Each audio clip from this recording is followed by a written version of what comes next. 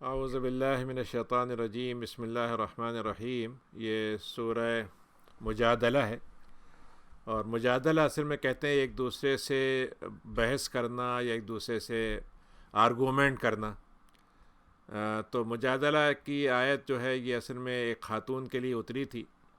سورت کا نام بھی اسی کی وجہ سے ہے کہ وہ ان کے شوہر نے ایک عربی جاہلیت کے زمانے میں ایک رسم تھی کہ اگر کسی نے اپنی بیوی کو ماں کی طرح کہہ دیا، یہ کہا کہ تمہاری پیٹھ جیسے میں ماں کی پیٹھ دیکھوں ویسے تمہاری پیٹھ دیکھوں، تو گویا مطلب بھئی یہ تھا کہ میری ماں کی پیٹھ میں نہیں دیکھ سکتا، تو ایسی اب میں تمہاری پیٹھ بھی نہیں دیکھوں گا۔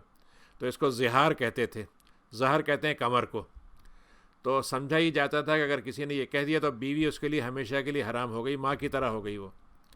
تو ایک صاحب تھے اوس ابن صامت، ان کی بیوی تھی جو خولہ، ان سے یہ بات ہو گئی، اور وہ اچھی عمر کے آدمی تھے، یعنی مطلب کوئی چھوٹے کم عمر کے نہیں تھے، بچے بڑے ہو گئے تھے۔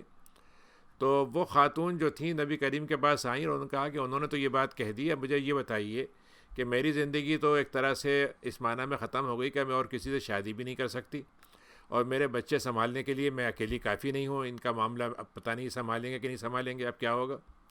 تو وہ نبی کریم کے بعد جو آئیں تو اس پر جو اللہ تعالیٰ نے ان کی بات کو سن کر جواب دیا، اس کا یہ آغاز اس میں صورت میں کیا گیا ہے کہ قد سمع اللہ قول التی تجادلک۔ اے نبی، اللہ تعالیٰ نے اس خاتون کی بات سن لی، اس عورت کی بات سن لی جو اپنے شوہر کے بارے میں آپ سے بحث کر رہی تھی، اور پھر وہ اللہ تعالیٰ سے بھی اپنا شکوہ بیان کر رہی تھی۔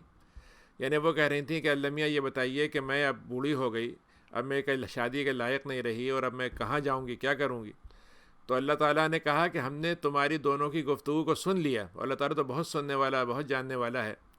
تو وہ لوگ جو اب یہاں سے وہ رسم کو اللہ تعالیٰ نے باطل کرنے کا طریقہ بتا دیا اس طریقے سے کہ وہ ختم ہے، ایسی کوئی بات نہیں، غلط ہے یہ بات کہنا، گناہ لیکن گناہ کی بات ہے تو اس پہ کفارہ دینا ہوگا۔ تو جو لوگ اپنی بیویوں سے یہ کہہ دیتے ہیں کہ وہ ہماری ماں کی طرح ہیں، وہ ان کی ماں نہیں بن جاتی ہیں ایسے۔ ماں تو صرف وہی ہوتی ہے جو ان کو پیدائش دیتی ہے، جو ان کو جنم دیتی ہے، وہ ماں ہوتی ہے۔ وَإِنَّهُمْ لَيَقُولُونَ مُنْكَرًا، اور یہ انہوں نے لیکن جو بات کہی ہے بڑی نامعقول بات ہے اور بہت ہی جھوٹی بات ہے۔ بہرحال اللہ تعالیٰ عفو غفور ہے، معاف کرنے والا ہے، بخشنے والا ہے۔ اور اب یہ ہے کہ اس کا کفارہ کیا ہوگا۔ اس رسم کو ایک تو اللہ تعالیٰ نے ختم بھی کر دیا، پھر یہی بتایا اگر کوئی ایسا کرتا ہے آئندہ اب تو نہیں کرنا چاہیے، لیکن اگر کسی نے کیا ہے تو اب اس کو کفارہ دینا ہوگا۔ کفارہ کیا ہے کہ اگر کسی نے اپنی بیوی کو ایسا کہہ دیا اور اس کے بعد وہ اس کی طرف وہ رجوع کر لیتے ہیں، وہ چاہتے ہیں کہ ان کے ساتھ رہنا چاہتے ہیں وہ، تو ان کو چاہیے کہ وہ ایک غلام آزاد کریں، اور اس سے پہلے کہ اپنی بیوی سے تعلق بنائیں۔ یہ اللہ تعالیٰ کی طرف سے نصیحت کی جاتی ہے۔ اللہ تعالیٰ جو ہے وہ خبیر ہے، خبر رکھنے والا ہے۔ اور اگر وہ غلام آزاد نہیں کر سکتے تو پھر ان کو روزے رکھنے ہیں 2 مہینے کے لگاتار، یعنی ایک دن بھی بیچ میں گیپ نہیں کر سکتے۔ اور یہ بھی تعلق بنانے سے پہلے ہوگا، یہ سارے کام 60 دن کے روزے اس طرح سے رکھنے ہوں گے۔ لیکن اگر یہ بھی کوئی نہیں کر سکتا ہو تو پھر اس کو یہ کرنا ہوگا کہ 60 مسکینوں کا کھانا کھلائے ایک وقت کا۔ یہ اللہ تعالیٰ کی طرف سے اس لیے ہے تاکہ تم اللہ اس کے رسول پہ بات پہ یقین کر لو، اور یہ اللہ کی حدیں ہیں، اللہ تعالیٰ کی طرف سے لائن ہے جس کو کراس مت کرو، اور جو کفر کرنے والے ہیں ان کو دردناک عذاب ہوگا۔ اب وہ یعنی نتیجہ ہوا کہ وہ غلام بھی آزاد نہیں کر سکتے تھے، کمزور تھے، اور یہ بھی مشکل تھا روزے رکھنا ان کا۔ تو انہوں نے کہا میں کیا کروں گا، تو انہوں نے کہا ٹھیک ہے صدقہ دے دو۔ تو ایک طرح سے دیکھا جائے تو یہ تینوں راستوں میں سے کوئی ایک چیز اختیار کی جا سکتی ہے۔ بہرحال الحمدللہ اب تو یہ رسم ختم ہو گئی، لیکن اگر دیکھا جائے تو ہمارے ہاں ہماری جو زندگی ہے اس میں بہت سے الفاظ ہم اس معاملے میں بے احتیاطی کے استعمال کر لیتے ہیں۔ مطلب یہ ہے کہ اگر فرض کیجئے کہ ہم گالیاں دینے والے لوگ جو ہیں وہ ماں کے نام سے گالی دیں گے، باپ کے نام سے گالی دیں گے، انتہائی گندی بات ہے۔ اور پھر فحش بات ہے کہ مطلب یہ کہ ایسے چیزوں کا تذکرہ کیا جائے جو انتہائی حرمت کی ہیں۔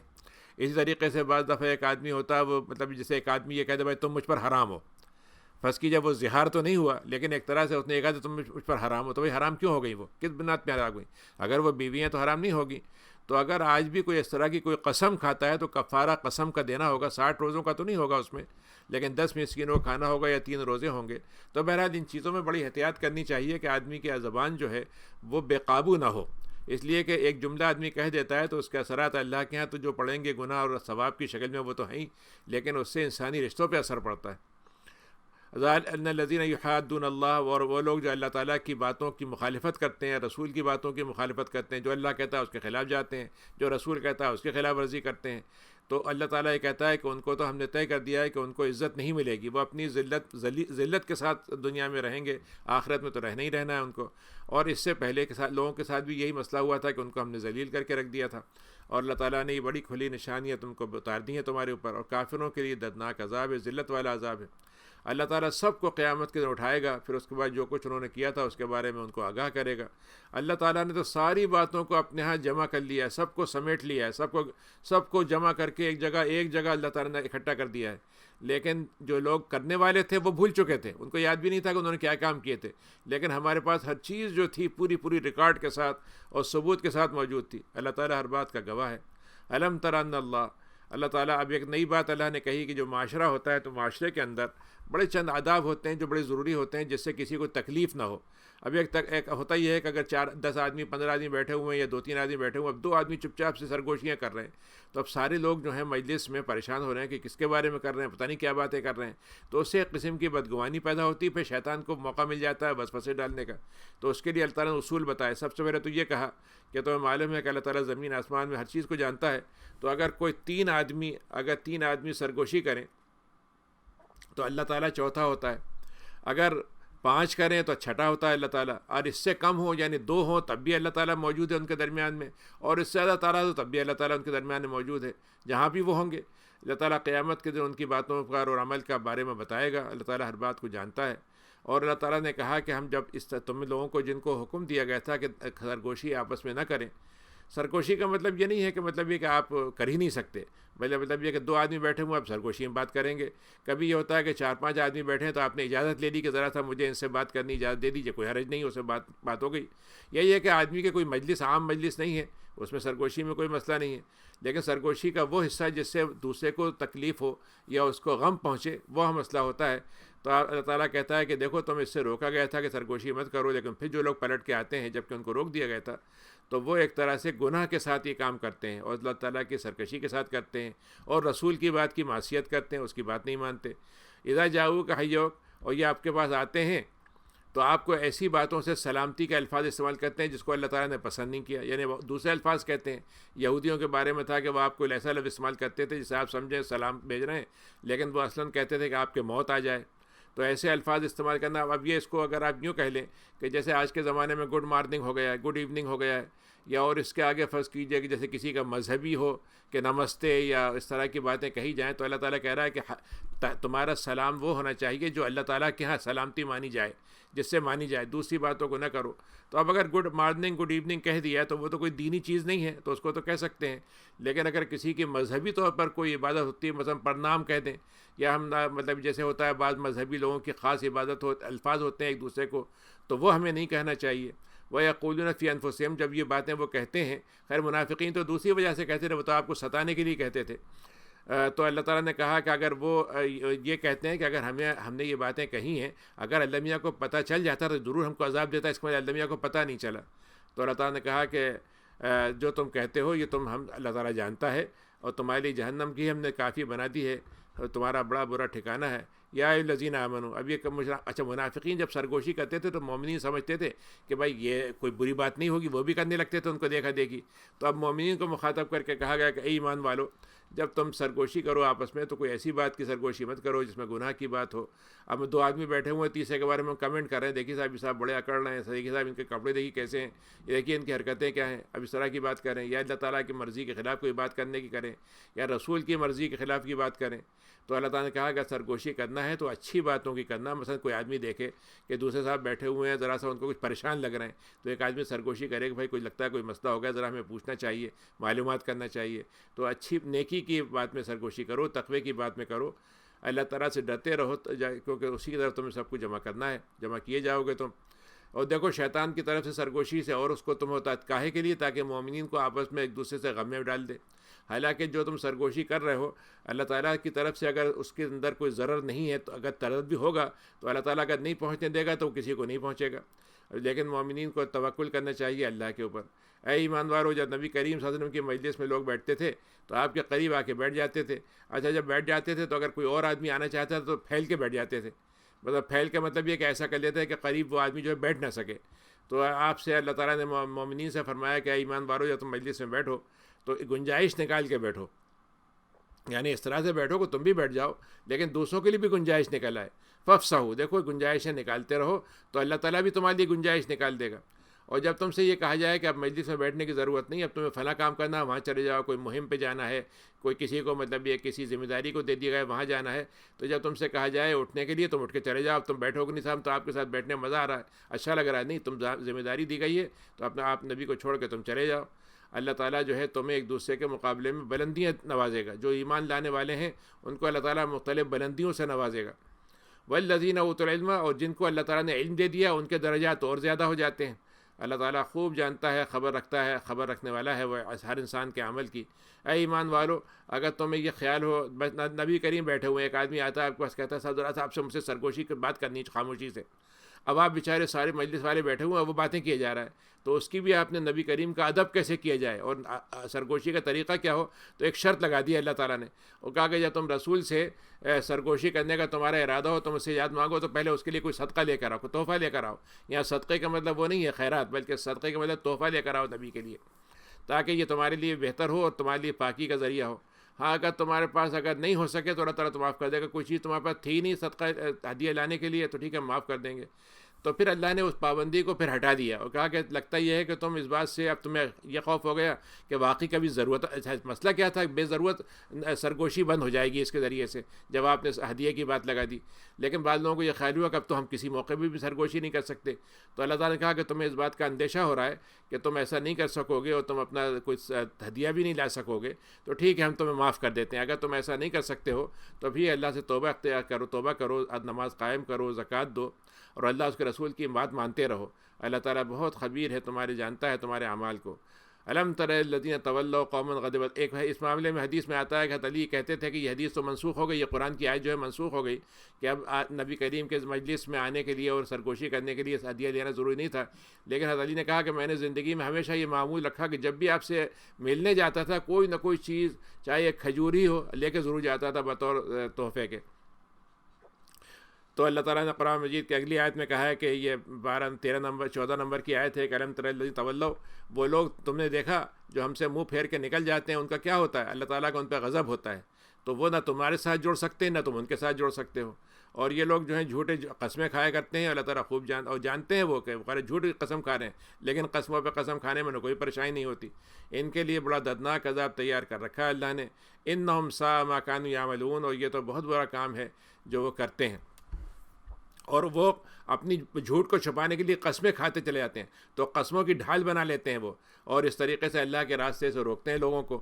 قسمیں کھا کھا کے ایسی بات کرتے ہیں کہ اگر کوئی آدمی نیک کام کرنے جا رہا ہے تو اس کو بتائیں گے بھائی میں نے تو آزما لیا، یہ باتیں صحیح نہیں ہے، بالکل مت کرنا. اب وہ آدمی کو اللہ کے راستے سے روک دیا. تو ان کے لیے دردناک عذاب ہے. ان کے مال اور اولاد ان کو فائدہ نہیں پہنچائیں گے، کسی چیز سے فائدہ نہیں پہنچ سکے گا. یہ جہنم میں ان کو جانا ہے، اس میں ہمیشہ رہنا ہے. یوم یبعثہم اللہ جمیعا، سارے لوگوں کو اللہ تعالیٰ قیامت کے دن جمع کرے گا. تو وہ قسمیں کھائیں گے جیسے کہ آپ سے قسمیں کھا کھا کے باتیں کرتے ہیں، وہ اس وقت قسمیں کھائیں گے جیسے نبی آپ کے سامنے آ کے قسمیں کھاتے ہیں، اور وہی سمجھتے ہیں کہ ہمارے قسموں کے ذریعے سے ان کا کوئی بڑا مقام بن جائے گا اور وہ بڑے مطلب یہ کہ معتبر ٹھہریں گے. نہیں، سن لیجئے کہ وہ تو جھوٹ بولنے والے ہیں اور شیطان نے ان پہ قبضہ کر لیا ہے اور اللہ کے ذکر سے ان کو غافل کر دیا ہے. تو یہ انہوں نے شیطان کی جماعت اختیار کر لی ہے، شیطان کے گروہ میں چلے گئے ہیں یہ، اور شیطان کا گروہ تو خسارے میں رہنے والا ہے. اور وہ لوگ جو اللہ اس کے رسول کے ساتھ دشمنی اور مخالفت میں پڑ جاتے ہیں یہ تو ذلیل ہونے والے ہیں. ہم نے لکھ دیا، اللہ تعالیٰ نے لکھ دیا ہے کہ میں ہمیشہ غالب رہوں گا، میں اور میرے رسول غالب رہیں گے. اور اللہ تعالیٰ بہت قوت والا ہے، بہت عزت والا ہے.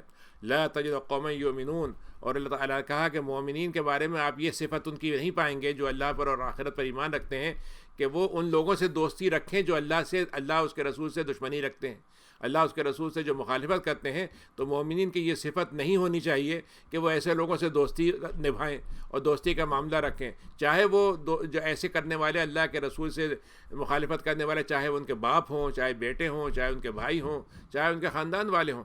ایسے لوگ ہوتے ہیں جن کے دل میں اللہ تعالیٰ نے ایمان کو اتار دیا ہے اور ان کو روح کے ذریعے سے مدد فرمائی ہے، جبریل کے ذریعے سے یا اللہ تعالیٰ کے خاص حکم سے مدد فرماتا ہے اللہ تعالیٰ ان کی، اور جنت میں ان کو داخل کرے گا. جنت نہریں بہتی ہوں گی، ہمیشہ رہیں گے، اور اللہ تعالیٰ ان سے راضی ہو گیا، وہ اللہ سے راضی ہو گئے. یعنی یہ دو طرفہ عمل ہے کہ وہ اللہ سے راضی ہوئے اور اللہ ان سے راضی ہوا. یہ وہ ہے جو اللہ تعالیٰ کے گروہ میں اور اللہ تعالیٰ کی جماعت میں ہوگا. اور سن لو کہ اللہ تعالیٰ کے گروہ جو ہے وہی کامیاب ہونے والا ہے. یہ سورہ حشر ہے، یہ بھی مدنی صورت ہے، اور حشر کا مطلب یہ ہے کہ یہودیوں کے بارے میں اللہ تعالیٰ نے یہ کہا کہ ہم نے تم کو دو دفعہ مہلت دی تھی، اور اب تمہارے لیے جو مہلت ہوگی وہ انجام تمہارا یہ ہوگا کہ ہم تم کو پھر اب جو تم بگاڑ کی طرف جاؤ گے تو پھر قیامت کے دن تک تم کو جمع کر کے ہوئے لیتے چلے جائیں گے. یعنی آج تم کو ہم جمع کر رہے ہیں اور پھر دنیا میں بکھیر دیں گے، اور پھر اس کے بعد دنیا میں جمع کریں گے، اور اس کے بعد جب دنیا ختم ہو جائے گی تو پھر ہم تم کو میدان حشر میں جمع کریں گے. تو اس میں تذکرہ یہودیوں کا ہے. سبح للہ ما فی السماوات ما فی الارض، اللہ تعالیٰ کی تسبیح ہو آسمانوں میں زمینوں میں، اور ساری زمینیں جتنی بھی چیزیں ہیں وہ سب اللہ کی تسبیح بیان کرتی ہیں، اور وہ عزیز ہے اور حکیم ہے. هو الذی اخرج الذین کفروا، اس نے اہل کتاب میں سے جنہوں نے کفر کی روش اختیار کی تھی ان کو اللہ تعالیٰ نے اپنے گھروں سے، ان کے قلعوں سے اور ان کی پناہ گاہوں سے نکال دیا. مدینے میں جو پناہ گاہیں تھیں ان سے نکال دیا اور ان کو ڈھکیل دیا وہاں سے. تو یہ ان کے حشر میں جمع ہونے کا آغاز ہے، اور وہ یہ کبھی سوچ بھی نہیں سکتے تھے کہ وہ اپنے قلعوں سے نکالے جائیں گے، اور وہ سمجھتے تھے کہ ان کے قلعے جو ہیں اتنے مضبوط ہیں کوئی اس میں داخل ہی نہیں ہو سکتا. لیکن ان کو یہ نہیں معلوم تھا کہ اللہ تعالیٰ کو وہ نہیں روک سکتے. فآتاہم اللہ، اور وہ سمجھتے تھے کہ ہم نے تمام حفاظتی اقدامات ایسے کر لیے ہیں کہیں سے بھی اللہ تعالیٰ یا اللہ تعالیٰ کی طرف سے اللہ کا رسول یا اللہ کی طرف سے بھیجے ہوئے مومنین ان کے قلبوں پہ قبضہ نہیں کر سکتے. تو اللہ تعالیٰ وہاں سے آیا جہاں سے وہ سوچ بھی نہیں سکتے تھے، اور ہم نے ان کے دلوں میں ایک رعب ڈال دیا. تو وہ خود ہی اپنے گھروں کو گرانے لگے. جب وہ چھوڑ کے جانے لگے تو انہوں نے اپنے گھر گرا دیے کہ مسلمان اسے فائدہ نہ اٹھائیں. اپنی چیزیں تباہ کر دیں. پانی کا کنواں تھا تو پانی میں کچھ اور ڈال دیا. مثلا ان کے بعد برتن تھے وہ لے جا نہیں سکتے تھے، اس کو انہوں نے تباہ کر دیا.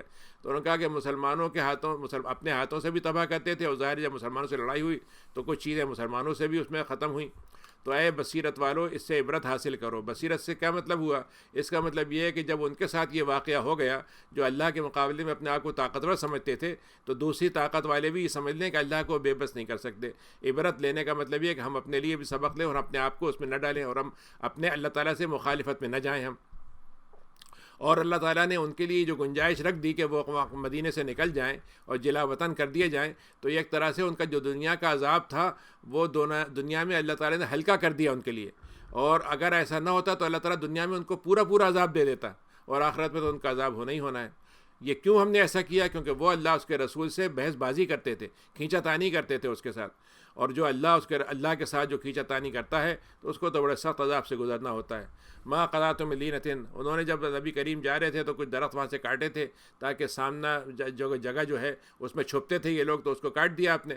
تو انہوں نے الزام لگایا کہ دیکھیے یہ نبی کیسا ہے کہ جو ہے مطلب یہ ہے کہ درختوں کا اور باغات کو تباہ کر دیتا ہے، یہ تو بڑا خراب ہے، اور مطلب بارآور پھل دینے والے درختوں کو بھی کاٹ دیتا ہے. تو اللہ تعالیٰ نے کہا کہ آپ نے اگر کوئی پودا، کھجور کا پودا بھی کاٹا تھا یا آپ نے چھوڑ دیا تھا اس کو اپنی جگہ پر، تو ہماری اجازت سے ہی سب کام ہوا تھا. اللہ تعالیٰ تو فاسقین کو رسوا کرے گا. اور اللہ تعالیٰ نے 2 اصول بتا دیے یہاں پر. 2 طریقے ہوتے ہیں کہ ایک تو ہوتا ہے کہ مال غنیمت کا ایک طریقہ ہوتا ہے کہ جنگ ہو اور باقاعدہ جنگ میں کافروں کو شکست ہو جائے اور پھر ان کا مال غنیمت مسلمانوں کو ہاتھ لگے. تو اس کے بارے میں اللہ تعالیٰ نے یہ کہا کہ جو اللہ تعالیٰ کی طرف، اللہ تعالیٰ نے جو اللہ اس کے رسول کو فتح دلوائی، تو تم اپنے گھوڑوں کے ساتھ اور اپنے مطلب یہ کہ چلنے والوں کے ساتھ تم نے ان کے علاقوں میں تم نے اپنے گھوڑے دوڑائے تھے اور ان کے پاس تم نے ان کے اوپر علاقوں پہ فتح کیا تھا. تو اللہ تعالیٰ نے جو ہے مطلب یہ تو اللہ تعالیٰ اپنے رسول کو مسلط کر دیتا ہے جس پہ چاہتا ہے، اور اللہ تعالیٰ جو ہے ہر چیز پر قدیر ہے. دوسرا طریقہ وہ ہوتا ہے کہ جس میں صلح کر لی جائے، یعنی جنگ نہ ہو، اور وہ جو ہیں دب کر یہ صلح کر لیں گے، ٹھیک ہے ہم کچھ اپنا معاوضہ دے دیں گے، کچھ جرمانہ دے دیں گے. تو اس کے بعد اس کو کہتے ہیں فے. فے کا مطلب یہ ہوتا ہے کہ جو مال غنیمت ہے لیکن بغیر جنگ کے ملا ہے. تو اللہ تعالیٰ نے کہا کہ جو اللہ اس کے رسول کو فے ملے، مطلب امن کے ساتھ جو چیز ملے، صلح کے ساتھ جو ملے بستی والوں سے، تو اس میں حق ہوگا اللہ کا، اس کے رسول کا، اور رشتہ داروں کا، اور یتیموں کا، مسکینوں کا، مسافروں کا. پھر اللہ تعالیٰ نے ایک عجیب اصول بتایا اس کے اندر کہ ہم دولت کو کیا چاہتے ہیں. دولت کو اللہ تعالیٰ یہ کہتا ہے کہ دیکھیے ہم نے تجارت کیوں حلال کی، سود کیوں حرام کیا، ہم نے صدقہ کیوں حلال کیا، ہم نے کیوں انفاق پہ زور دیا، ہم نے کیوں مطلب یہ کہ یہ مال غنیمت کو دوسروں کے لیے پھیلا دیا، اس طرح سے تاکہ دولت جو ہے وہ صرف مالداروں کے بیچ میں گردش نہ کرے. یعنی ایسا نہ ہو کہ مالدار سے نکلے اور ایک مالدار سے دوسرے مالدار کی جیب میں چلی جائے، بلکہ غریب کی دولت بھی جو ہے وہ مالدار کی جیب میں چلی جائے. اللہ تعالیٰ یہ چاہتا ہے کہ دولت گردش کرے تاکہ سارے لوگوں کو معاشرے کے فائدہ ہو. تو ہم نے یہ سب اس لیے کیا ہے تاکہ مغنیہ مالداروں کے بیچ میں یہ دولت گردش نہ کرتی رہے. تو جو اللہ تعالیٰ کے رسول تم کو دیتے ہیں تم اس کو ہر طرح سے لے لو, اور جس سے وہ روکتے ہیں اس سے رک جاؤ, اور دیکھو اللہ سے تقوی اختیار کرتے رہو, کیے رہو. اللہ تعالیٰ بڑے سخت عذاب دینے والا ہے. پھر اس کے بعد اللہ نے کہا کہ یہ مال غنیمت کس کو ملے گا؟ ان فقراء کو ملے گا جنہوں نے مکے سے ہجرت کی اور ان کو ان کے گھروں سے نکال دیا گیا. بیچاروں کے گھر تھے لیکن گھروں سے بھی ان کو کھدیڑ دیا گیا, قبضہ کر لیا گھروں پر, اور ان کا جو کچھ مال تھا وہ بھی وہاں سے چھین لیا. اور وہ اللہ تعالیٰ کے لیے انہوں نے ساری زندگی انہوں نے کیا کیا؟ اللہ کا فضل تلاش کرتے تھے, وہ اللہ کی رضامندی حاصل کرنا چاہتے تھے. تو اللہ تعالیٰ جو ہے ان کی مدد کرنا چاہتا ہے, اور اللہ کے رسول بھی ان کی مدد میں حصہ لیتے ہیں. اور وہ اللہ کے اور رسول کی مدد کرتے تھے. تو یہ لوگ سچے لوگ تھے, تو ان کو وہ مال غنیمت میں حصہ ملے گا. والذین تبوؤا الدار, اور اس طریقے سے ان کو بھی حصہ ملے گا اس میں جنہوں نے اپنے گھر میں ٹھکانہ دیا, انصار, جنہوں نے اپنے جو لوگ مطلب مدینے کے لوگوں نے مہاجرین کو اپنے پناہ دی, گھروں میں جگہ دی, ان کو ہر طرح کی سہولتیں دی, اور یہ مسلمانوں سے محبت کرتے تھے, اور جو ہجرت کرنے والے تھے ان سے محبت میں پڑے ہوئے تھے, وہ محبت کرنے لگے تھے, اور ان کے دل میں کسی قسم کی تنگی نہیں تھی. جو کچھ اللہ نے ان کو دیا ہے اس میں سے کسی کو دینے میں, بلکہ اپنے اوپر ترجیح دیتے تھے, ان کو ایثار سے کام لیتے تھے, چاہے ان کے پاس بڑی تنگی ہوتی تھی تب بھی. اور یہ تو طے ہے کہ جب انسان کے نفس کے اندر جو کنجوسی ہے, اگر انسان اس کے چنجوسی کے کہنے پر نہ آئے تو پھر تو یہ آدمی کامیاب ہو گیا, وہ کامیاب ہونے والے ہیں. والذین جاؤوا من بعدہم, پھر اللہ نے بتایا کہ جو لوگ اس کے انصار و مہاجرین کا دور تو گزر گیا, اب اس کے بعد والوں کو کیا ہوگا؟ تو انہوں نے کہا کہ جو بعد آنے والے دور ہیں ان کی خوبی یہ ہونی چاہیے اہل ایمان کی, آج کے ہمارے دور کی, کہ ہمارا معاملہ کیا ہونا چاہیے. ہم ان سے کہیں کہ اللہ میاں آپ ہمارے جو گزر چکے ہیں انصار و مہاجرین, اور جو ہمارے نیک لوگ دنیا میں جنہوں نے خدمتیں کی, آپ اللہ تعالیٰ ان کی معاف فرما دیں, اور ہمارے بھائیوں کی مغفرت فرما دیں, ہماری بھی مغفرت دیں, اور ان بھائیوں کی جو ہم سے پہلے ایمان کے ساتھ گزر چکے ہیں. اور دیکھیے اللہ میاں ہمارے لیے ان کے دل میں کوئی کینہ کسی قسم کا نہ رکھیں گے جو لوگ ایمان لائے تھے. ربنا انک رؤوف الرحیم, یعنی دوسرے الفاظ میں صحابہ کے بارے میں آپ کو معلوم ہے صحابہ میں اختلافات ہوئے, صحابہ میں جنگیں ہوئیں, صحابہ میں ایک دوسرے سے کوئی بدمزگی بھی ہوئی, لیکن ہمارا معاملہ یہ ہے کہ ہم ان کی اس بات کا ذکر تو کریں گے کہ انہوں نے یہ بات غلط ہوئی, یہ صحیح ہوئی, اور ان کی رائے پر اختلاف کریں گے, رائے سے ہم ان کے وہ کریں گے, لیکن ان کی شخصیت کو نشانہ نہیں بنائیں گے. ان کے اندر کوئی حسد اور کینہ نہیں رکھیں گے ان کے ساتھ, جیسا کہ مطلب شیعوں نے کیا کہ ابو بکر سے کینہ رکھتے ہیں, عمر سے رکھتے ہیں, تو عثمان سے رکھتے ہیں, اور دوسرا کئی صحابہ سے. تو یہ اللہ تعالیٰ نے کہا کہ آنے والے مومنین کی پہچان یہ ہے کہ وہ اپنے پیش رو سے اپنے پہلے والوں کے بارے میں مغفرت کی دعا کرتے ہیں, اور کہتے ہیں اللہ میاں ہمارے دل میں ان سے کسی قسم کا کینہ نہ ہو. اسی لیے ایک صاحب نے پوچھا کہ اللہ تعالیٰ نے 2 گروہ بتائے ہیں, ایک گروہ ہے جہنم والوں کا جو ایک دوسرے پہ لعنت بھیجتے ہیں, اور ایک گروہ ہے جو ایک دوسرے پہ رحمت اور دعا کی درخواست کرتے ہیں. تو ہم کس میں سے ہونا چاہیے ہمیں؟ الم تر الذین نافقوا, اس کے بارے میں تم نے دیکھا جو لوگوں نے نفاق کیا تھا, اور وہ جنہوں نے کفر کیا اپنے بھائیوں سے. بھائیوں کا مطلب یہ ہے کہ جو ان کے ہم خیال ہیں, ہم فکر ہیں, ان کفر کرنے والوں سے, اہل کتاب کے لوگوں سے انہوں نے کہا لئن اخرجتم, ان منافقین نے یہ کہا کہ اگر تم نکلتے ہو نبی کے خلاف لڑنے کے لیے تو ہم بھی تمہارے ساتھ نکل پڑیں گے, یعنی ہم بھی نبی کے خلاف کھڑنے کے لیے تمہارے ساتھ ہو جائیں گے, اور ہم کسی کی بات نہیں مانیں گے, اور اگر تم لڑائی کرتے ہو تو ہم تمہاری مدد کریں گے. اللہ تعالیٰ اللہ نے کہا کہ ہم گواہی دیتے ہیں کہ بالکل جھوٹے ہیں یہ اگر وہ لوگ نکلیں گے تو یہ نکلیں گے نہیں ان کے ساتھ, ان کی ہمت ہی نہیں ہے کہ آپ کے خلاف کھڑے ہو سکیں. یہ اندر سے سازشیں پھیلائیں گے, صف میں گھس کے ماریں گے, لیکن سامنے کبھی کھل کے نہیں آئیں گے, اور اگر یہ لڑنے بھی آئیں گے تو یہ آپ کے خلاف آپ کے خلاف جیت ہی نہیں سکتے, اور ان کو کوئی مدد نہیں کی جائے گی, اور اگر ان کو مدد کرنے والے کچھ مل بھی جائیں تب بھی یہ سب پیٹ پھیر کے بھاگیں گے, اور ان کی کوئی مدد نہیں آئے گی. اور اللہ نے ایک عجیب بات بتائی اس معاملے میں 13 نمبر کی آیت میں کہ یہ لوگ جو ہیں اللہ تعالیٰ سے ڈرنا چاہیے تو اس سے تو نہیں ڈرتے, لیکن تمہارا ڈر ان کے دل میں بیٹھا ہوا ہے. آج بھی دیکھ لیجئے کہ مسلمانوں کا خوف تو طاری ہے کہ مسلمان یہ ہوتے ہیں, لیکن جس اللہ سے ڈرنا چاہیے اس سے نہیں ڈرتے. تو اللہ نے کہا کہ ان کے دلوں میں تمہارا خوف اللہ سے زیادہ بھرا ہوا ہے. یہ صرف اس وجہ سے ہے کہ وہ صحیح حقیقت جانتے ہی نہیں. لا یقاتلون جمیعا. پھر اللہ نے ایک عجیب بات بتائی ان قوموں کے بارے میں کہ یہ کبھی بھی تمہارے سامنے کھل کے آمنا سامنا نہیں کریں گے, دھڑلے سے نہیں آئیں گے, بلکہ کیا کریں گے, بڑے ہی پروٹیکٹڈ, بڑے قلعہ بند ہو کے تم سے لڑیں گے, یا دیواروں کے پیچھے. آج آپ دیکھ لیں بلکہ ٹینک ہوتا ہے جس طرح کے مطلب بڑے بڑے بلٹ پروف اور بڑے بڑے مطلب یہ بنائے جاتے ہیں, ایسی شیلڈیں جس پہ کوئی چیز اثر نہ کرے, اس کے بغیر یہ لڑ ہی نہیں سکتے. تو دیواروں کے پیچھے لڑکیں گے، یعنی چھپ کے کریں گے. بأسہم بینہم شدید. اور یہ تو ان کا آپس میں ایک دوسرے سے دشمنیاں بہت ہیں، یہ تو آپس میں ایک دوسرے سے کاٹنے کو اور مرنے مارنے کو آپس میں تیار رہتے ہیں. وہ تو ان کو مسلمانوں کی دشمنی ہے جو سب کو جمع کر دیتی ہے.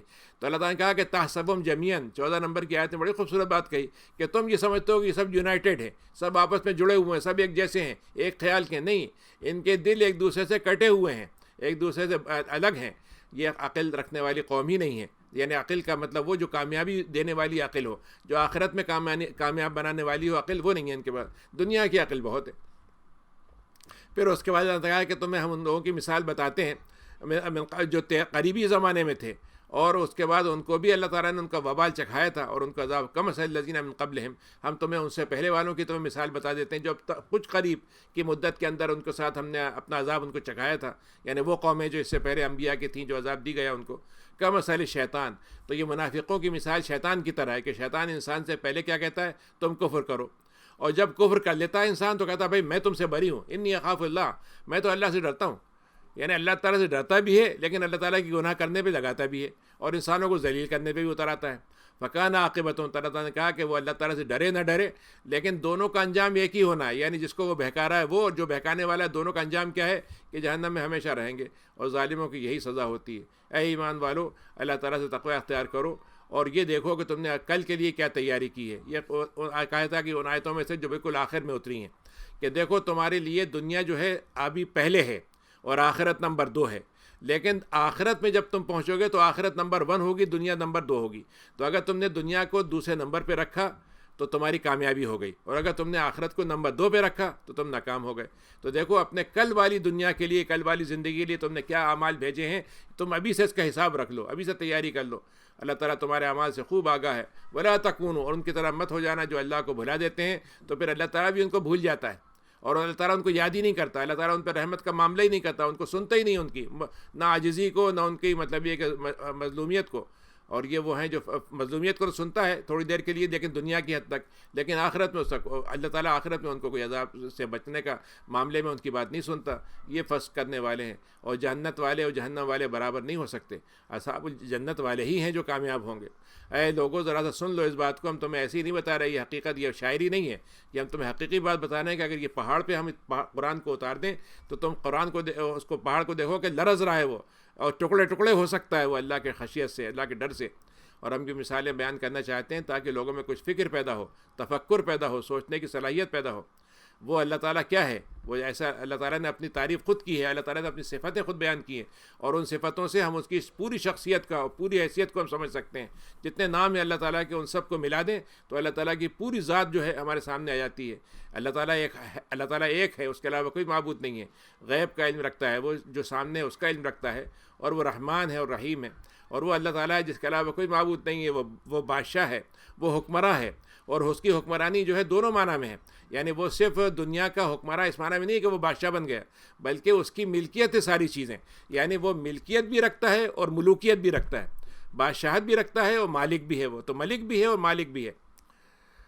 اور وہ جو ہے قدوس ہے، بہت ہی مقدس ہے، تقدس والا ہے، اور سلام ہے، وہ امن کا ہے. امن اس کے ساتھ جڑا ہوا ہے. امن اس کے ساتھ، تم اس کے ساتھ جڑ جاؤ تو تم امن میں آ جاؤ گے.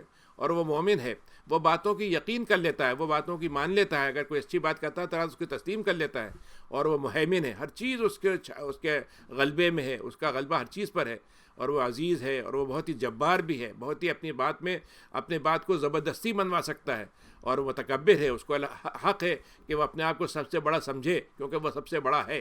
سبحان اللہ، اللہ تعالیٰ کی ذات بڑی پاک ہے جس باتوں سے وہ شریک ٹھہراتے ہیں.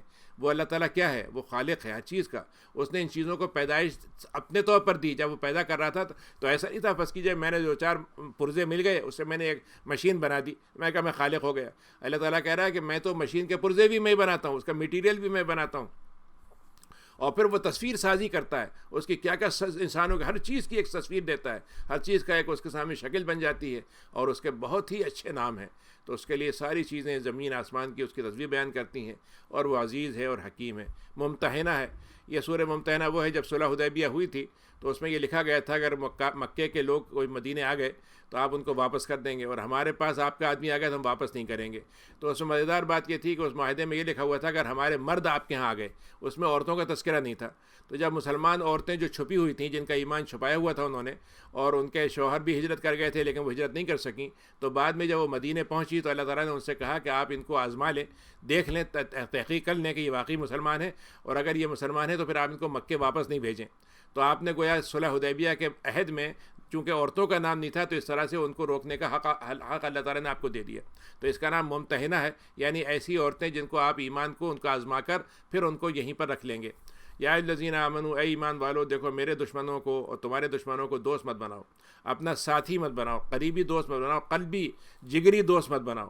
تو تم ان پہ دوستی کے تم پہاڑ توڑ دیتے ہو ان پر، اور تم بہاتے چلے جاتے ہو دریا محبت کے، لیکن وہ جو ہیں وقت کفرو، لیکن وہ تو اللہ کے ساتھ جو اللہ تعالیٰ کے پاس جو حق باتیں ہیں اس کا انکار کرتے ہیں، اور پھر رسول کو اپنے گھر سے نکال دیتے ہیں، اور تم کو بھی نکالنے پہ اتلے ہوئے ہیں تمہیں بھی نکال دیں۔ تو تم ایسے لوگوں کے ساتھ اگر تم اللہ پر ایمان لاتے ہو، رب پر، تو تم ایسا مت کرنا۔ ان کن تم خرجتم، کیونکہ تم نے اللہ پر ایمان لایا ہے، تم کو چاہتے ہیں کہ نکال دیں۔ ان کن تم خرجتم جہادًا فی سبیلی، اگر اور جب تم اللہ کی راہ میں نکلے ہو میرے راستے میں جہاد کرنے کے لیے اور میری رضامندی کو حاصل کرنے کے لیے، تو پھر تمہیں تو اس کے بعد تمہیں ان سے دشمنی کرنا چاہیے، دوستی نہیں کرنا چاہیے۔ اگر تم سمجھتے ہو کہ تم جہاد کے لیے تیار ہو گئے ہو اور واقعی جہاد کا حق ادا کرنا چاہتے ہو، تو پھر تمہارا معاملہ ان سے بالکل مختلف ہونا چاہیے۔ تو سرون الیہم بالمودہ، ان کے ساتھ تم چھپ کے کچھ باتیں کرتے ہو، محبت کی باتیں، محبت کے پیغامات ان کو دیتے ہو، اور وہ انا علم، اللہ تعالیٰ کہتا ہے اگر تم یہ باتیں چھپ کے کرتے ہو تو ہمیں تو معلوم ہے، اور تم چھپا کے کرو یا کھول کے کرو سب معلوم ہے، اور تم میں سے جو یہ کام کرے گا تو وہ اپنے خود بھی بھٹک جائے گا ان سے۔ آج کل آپ دیکھ لیں کہ ہمارے مسلمان ملک حکمراں جو ہیں بیچارے پریشان ہیں کہ کیسے مطلب یہ دوسروں کی محبت جیت لیں، کیسے ان کے سامنے بچ جائیں، کیسے ان کو ثابت کر دیں کہ صاحب ہم تو اپنے ملکوں میں بھی اسلام پڑھانے کے لیے تیار نہیں، ہم تو اپنے مدارس کے بچوں کے اسکول میں اسلامیات ہم پڑھانے کے تیار نہیں، کیونکہ آپ کی ہمیں ہمدردی بہت چاہیے، آپ کی خوشنودی ہمیں چاہیے۔ اللہ تعالیٰ کہتا ہے یہ تم جو کام کر رہے ہو یہ سب ہم جانتے ہیں، تم چھپ کے کرو یا کھل کے کرو، اس کا نام کچھ اور رکھ دو، اس کا نام مساوات رکھ دو، اس کا نام حقوق بشریت رکھ دو، حقوق انسانی رکھ دو، ہمیں سب معلوم ہے۔ تو لیکن یہ سمجھ لو کہ تم بھی گمراہ ہو جاؤ گے۔ ان یثقفوکم، اور ہم تمہیں ایک بات بتا دیں کہ اگر ابھی تمہارے اوپر وہ تم سے بڑے دبے ہوئے ہیں یا تمہارا کچھ خوف ہے تو اس لیے تم سے ڈرے ہوئے ہیں، لیکن اگر تمہیں یہ گرفتار کر لیں گے نا، پکڑ لیں گے، تو تمہاری ان کی دشمنی میں یہ کبھی پیچھے نہیں رہیں گے۔ آج آپ دیکھ لیں جن ملکوں میں مسلمانوں کے خلاف دوسری حکومتیں ہیں کیسے مسلمانوں پہ ظلم ہو رہا ہے۔ ابھی فلسطین پہ آپ دیکھ لیجئے کہ نماز پڑھنے والے جو وہاں پر تراویح کے لیے جا رہے ہیں ان کو مطلب پولیس جو ہے ایسی نہیں کر رہی بلکہ ان پہ گولیاں چلا رہی ہے، اور اس طریقے سے ان کو کر رہی ہے کہ 100-150 اس میں زخمی ہو گئے، اور مسجد کے اندر یہ سب کام کر رہے ہیں۔ تو اللہ تعالیٰ نے کہا کہ جب ان کو ذرا سی طاقت مل جائے گی تو تمہاری دشمنی میں کہیں پیچھے نہیں رہیں گے، اور اپنے ہاتھ اور زبانیں تمہارے خلاف پھیلاتے چلے جاتے ہیں، گز بھر کی زبانیں ہو جاتی ہیں ان کے خلاف تمہاری، اور اپنے ہاتھوں کو یہ مطلب یہ کہ ذرا سا نہیں روکتے بلکہ جو بس چلتا ہے مسلمانوں کے خلاف وہ کر گزرتے ہیں اور تکلیف دہ باتیں کرتے ہیں، اور یہ تو چاہتے ہیں کہ تم بھی کفر میں چلے جاؤ۔ اللہ تعالیٰ نے کہا کہ ایک بات سمجھ لو کہ تمہاری رشتہ داریاں بہت اچھی، بڑی قیمتی، بڑے تم کو لوگوں نے پالا ہوگا، لیکن اگر اللہ کے مقابلے میں وہ رشتہ داری کھڑی ہو جائے تو اس رشتہ داری سے تمہیں کوئی فائدہ نہیں ہوگا، نہ تمہاری اولاد تم کو فائدہ پہنچائے گی قیامت کے دن، ہم سب کو الگ الگ کر دیں گے۔ اللہ تعالیٰ ہر بات کو خوب جاننے والا ہے۔ قد کانت لکم اسوۃ، اور تمہارے لیے تو نبی کریم میں ابراہیم میں بہت بڑا نمونہ ہے، تمہاری ابراہیم کی زندگی کا ہر پہلو تمہارے لیے نمونہ ہے، سوائے ایک بات کے جو پہلی بات کیوں ہے جس میں نمونہ ہے کہ جب وہ کافروں سے نکلے اور ان سے ان کی علیحدگی اختیار کی تو انہوں نے کہا کہ اے قوم ہم آپ سے بری ہیں، اور ہم جو آپ عبادت کرتے ہیں اس سے بھی بری ہیں، اور ہم نے آپ کی باتوں کا انکار کرتے ہیں، ہم اس کو نہیں مانیں گے، اور ہمارے آپ کے درمیان میں دشمنی بیٹھ گئی، جم گئی، بغض ہمارے درمیان میں قائم ہو گیا۔ ہاں اگر آپ اللہ پر ایمان لے آئیں تو پھر ہم آپ کے ساتھ دوستی میں تبدیل ہو جائیں گے، آپ کے ساتھ دوستی کریں گے۔ ایک بات ہے جس میں ابراہیم کا نمونہ نہیں چلے گا، وہ کیا ہے کہ انہوں نے اپنے باپ کے لیے مغفرت کی دعا کی تھی، جبکہ وہ اللہ تعالیٰ کے پاس کافر شمار تھا، حالانکہ انہوں نے یہی کہا تھا کہ میں تو مغفرت کر رہا ہوں، میرے پاس کوئی اللہ کے پاس حکومت نہیں چلتی میری، میں اللہ تعالیٰ پہ کوئی منوا نہیں سکتا، لیکن میں اپنی طرف سے ایک عاجزی سے درخواست کر رہا ہوں۔ تو اللہ نے کہا کہ نہیں تم یہ کام بھی نہیں کرو گے، اللہ تعالیٰ اے رب آپ کہہ دیجیے ربنا علیک توکلنا، آپ یہ کہیں کہ اللہ تعالیٰ پہ ہمیں توکل کیا، ہم اسی طرح رجوع کرتے ہیں، ہمیں اسی طرح لوٹ کے جانا ہے۔ ربنا لا تجلنا، اور ہمیں مسلمانوں کے طور پر یہ بات ہمیشہ کہتے رہنا چاہیے کہ اللہ میاں ایسے ہی فتنہ ہمارے درمیان میں نہ آ جائے کہ ہم اس کی وجہ سے کافروں سے اپنی دوستیاں بنانے لگیں، ہم اسلام کے مقابلے میں کمزور پڑ جائیں، اسلام کے لیے کمزور پڑ جائیں اور ان کی طرف ہم جھکنے لگیں، تو اللہ میاں ایسا فتنہ ہمارے لیے مت پیدا کیجیے گا۔ وغفر لنا، ہمارے لیے معافی کا انتظام رکھیے گا، اور آپ تو عزیز ہیں اور حکیم ہیں۔ اور دیکھو تمہارے لیے اس رسول میں سب سے بہتر نمونہ ہے۔ اگر تمہیں آخرت کا اور اللہ پر امید ہے، تمہاری اللہ پر امید ہے اور آخرت کے آنے کا یقین ہے، تو تمہارے لیے صرف ایک نمونہ ہے دنیا میں جو نبی کریم کا ہے۔ یہ نمونے کے 3 مطلب ہیں۔ ایک تو مطلب یہ ہے کہ یہ نمونہ آپ کا اپرووڈ ہے، یعنی دنیا میں کوئی نمونہ نہیں ہے جو اللہ کے رسول کے علاوہ اپرووڈ ہو اللہ کے پاس سے۔ دنیا کے جتنے بھی لوگ ہیں ان کو کوئی آپ نہیں کہہ سکتے کہ سرٹیفائڈ بائی اللہ۔ اللہ تعالیٰ نے نبی کریم کے اسوے کو نمونہ کر دیا، ایک بات۔ اور دوسری بات یہ کہ آپ کا نمونہ جو ہے زندگی کے ہر موقع کے لیے ہے۔ اگر ایک آدمی کے ساتھ مجھے تو صرف عبادت میں نمونہ مل گیا لیکن تجارت میں تو نہیں ملتا، جہاد میں تو نہیں ملتا، دشمنوں سے معاملے میں نہیں ملتا، تو پھر آپ کے لیے لیکن آپ کا نمونہ تمام انبیاء کے مقابلے میں زندگی کے ہر لمحے کے لیے ہے۔ تیسری بات یہ ہے کہ ہر انسان کے لیے ہے۔ ایک آدمی کے ساتھ یہ تو غریبوں کے لیے ٹھیک ہے لیکن مالداروں کے لیے نمونہ نہیں بن سکتے، یا مالداروں کے لیے ہے تو غریبوں کے لیے نہیں ہے، اربوں کے لیے ہے تو غیر اربوں کے لیے نہیں ہے۔ تو آپ کے نمونے کی تینوں خوبیاں جو کسی میں نہیں پائی جاتی۔ وَمَن يَتَوَلَّ، اور جو اللہ تعالیٰ کے راستے سے ہٹ جائے گا تو اللہ تعالیٰ پھر بڑا بے نیاز ہے، خود اپنی حمید ہے، اس کو کسی کی تعریف کی ضرورت نہیں۔ عَسَى اللَّهُ أَن يَجْعَلَ بَيْنَكُمْ، اچھا ٹھیک ہے، اگر تمہارا دل چاہتا ہے کہ یہ لوگ تمہاری طرف مل جائیں تو اللہ تعالیٰ ایسا کر سکتا ہے کہ تمہارے ان کے درمیان میں جو دشمنی ہے اس کو ہٹا دے اور دوستی پیدا کر دے۔ ہاں، دوستی اللہ تعالیٰ پیدا کر دے، پھر دوستی بنا لو ان کو، لیکن تم اپنے طریقے پہ دشمنیوں کے ساتھ ان کے ساتھ دوستی بناتے رہو، یہ مت کرنا۔ واللہ غفور رحیم۔ اب یہاں پہ اللہ تعالیٰ نے 2 گروہ بنا دیے کافروں کے۔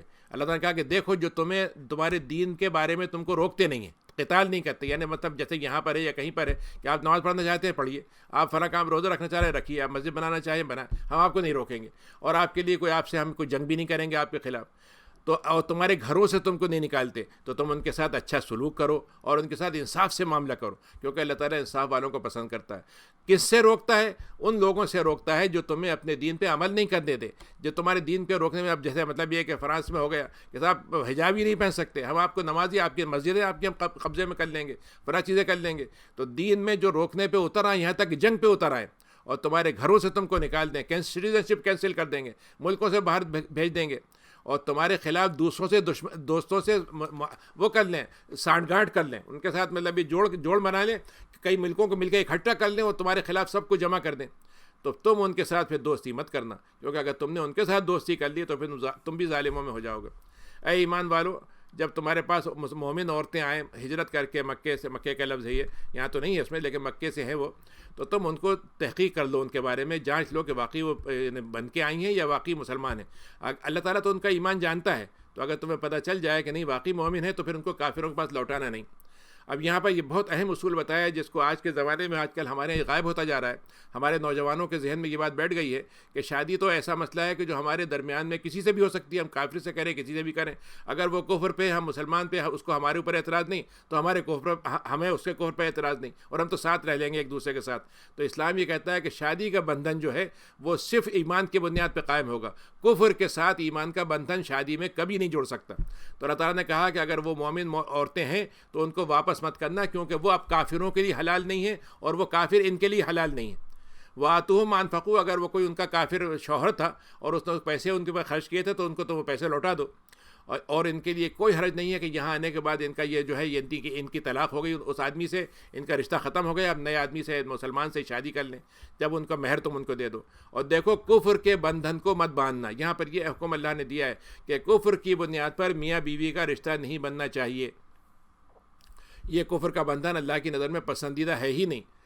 وَاسْأَلُوا مَا أَنفَقْتُمْ، اگر تم نے کچھ خرچ کیا ہے، تمہاری بیویاں کافر تھیں، تم ان سے اگر تم نے خرچ کیا تو واپس لے لو، اور اگر وہ تمہاری طرف خرچہ نکلتا ہے تم ان کو دے دو، یہ اللہ کا حکم ہے۔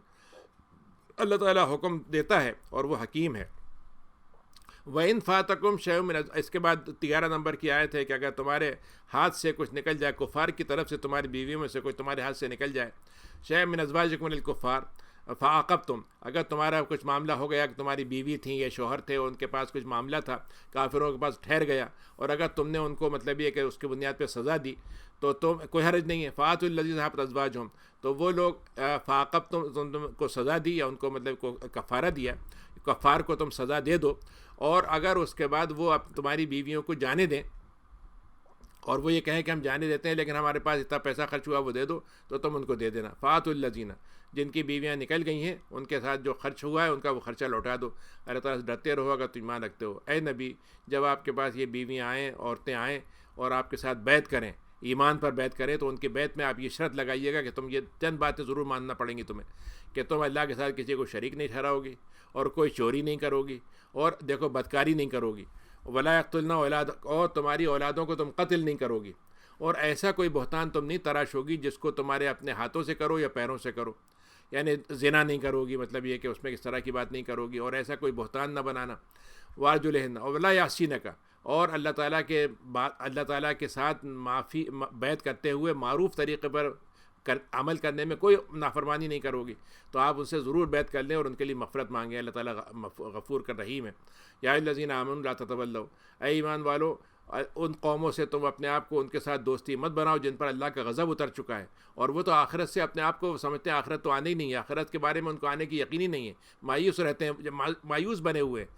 تو ایسے ہی یہ لوگ وہی ہیں جو قبر والوں کو پوچھتے ہیں، لیکن قبر والے بھی ان سے مایوس ہیں، قبر والوں سے بھی ان کو کوئی مدد ملنے والی نہیں ہے۔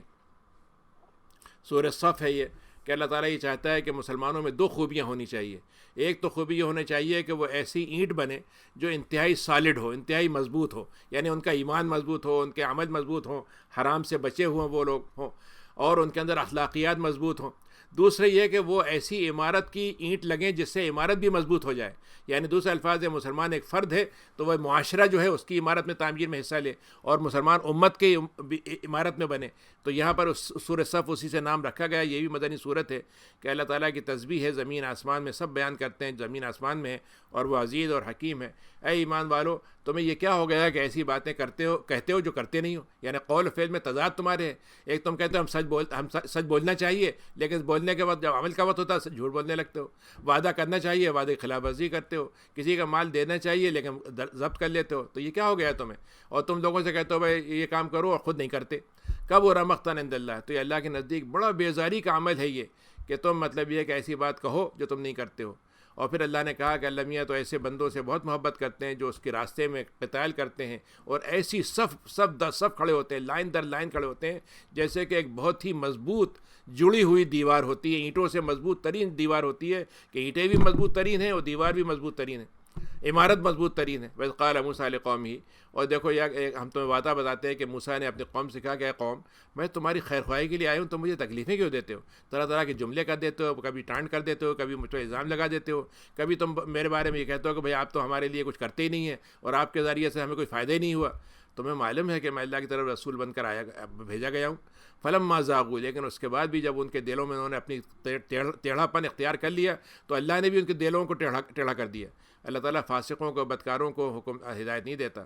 اور پھر دیکھو موسیٰ نے کیا کہا، عیسیٰ ابن مریم نے اپنے بنی اسرائیل سے کہا کہ دیکھو بنی اسرائیل، میں تمہارے پاس اللہ کا رسول بنا کر بھیجا گیا ہوں، اور مجھے اس بات کی تصدیق کرنا ہے کہ جو پچھلی کتابیں تورات آئی تھی میں اس کو سچا بتاؤں گا کہ وہ سچی کتاب ہے، اور میں تمہیں ایک بات بتانے کے لیے آیا ہوں، وہ مبشراً برسول، اور میں تمہیں یہ بشارت دینے کے لیے آیا ہوں کہ میرے بعد ایک رسول آئے گا، یاتی من بعدہ، اور اسمہ احمد، اس کا نام احمد ہوگا۔ لیکن جب یہ باتیں ہماری کھلی نشانیاں ان کے سامنے آ گئی تو کہا یہ جادو ہے۔ اب یہ احمد کا لفظ قرآن مجید نے ان کے لیے استعمال کیا ہے، اور اس میں جو مطلب یہ کہ جو زبان ان کی تھی وہ سب سے پہلے تھی عبرانی زبان تھی، پھر اس کے بعد ہیبریو زبان ہوئی، اور پھر اس کے بعد جو ہے یہ آج کل جو ہیبریو ہے آج کل استعمال کرتے ہیں، لیکن ہیبریو اس سے پہلے جو زبان تھی وہ عبرانی زبان تھی۔ تو قرآن مجید یعنی تورات جو ہے وہ عبرانی میں اتری تھی، اور وہ مطلب یہ انجیل جو تھی وہ زبان میں اتری تھی۔ تو اس زبان کے اندر جو نبی کریم کے لیے لفظ تھا وہ تھا پرکلائٹ یا پیراکلائٹ، اور اس کا مطلب آج کل انہوں نے ترجمہ کر دیا ہے مطلب یہ کہ کمفرٹر، کوئی مطلب یہ کمفرٹ کرنے والا، آرام دینے والا، جبکہ اصل ترجمہ جو ہے اس کا تھا پریز وردی، تعریف کرنے والا۔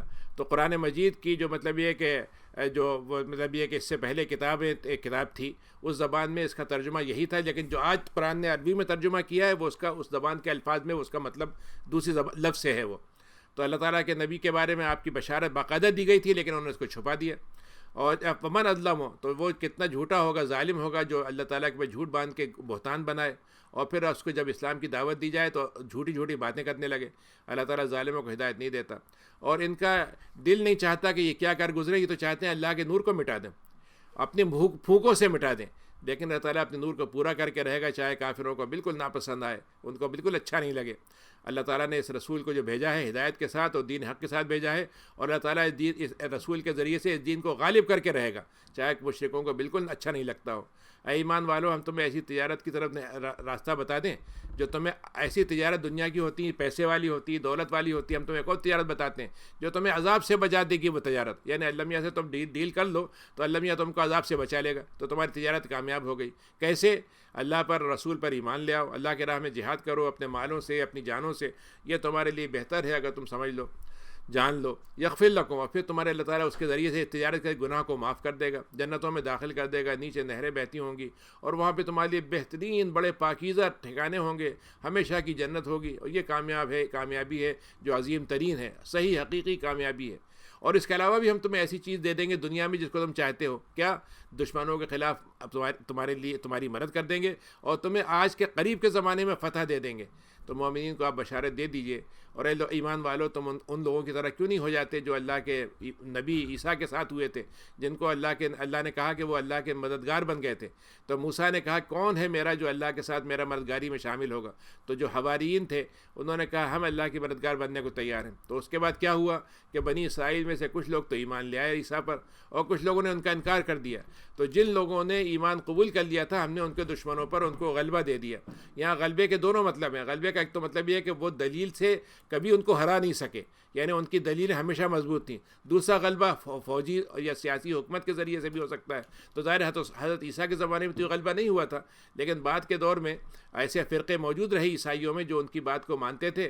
جیسے جو اگر آپ دیکھیں گے تو ایک وہ تھے، یعنی ایک عیسائی کتاب ہے، بائبل ہے، جو مطلب یہ کہ سمجھا جاتا ہے کہ اس زمانے میں لکھی گئی تھی، اور اس کے لکھنے والے وہ تھے حواری تھے، اور انہوں نے ساری باتوں کی تردید کی جو موجودہ بائبل میں پائی جاتی ہے، اور وہ بائبل ابھی چھپی ہوئی ہے باقاعدہ۔ وہ فاز بہو ظاہرین، تو ان کو اللہ تعالیٰ نے غلبہ دے دیا۔ یسبح للہ ما فی السماوات ما فی الارض، اللہ تعالیٰ کے لیے سورہ جمعہ ہے۔ جمعے کی اہمیت یہ ہے کہ اس میں نماز جمعہ کا خاص طور سے تذکرہ ہے، اور نمازوں کا اتنا تذکرہ نہیں جس کا خاص طور جمعہ کا ہے۔ اور جمعے کا مطلب یہ ہے کہ اس کے اندر 3 باتیں بڑی اہم ہیں۔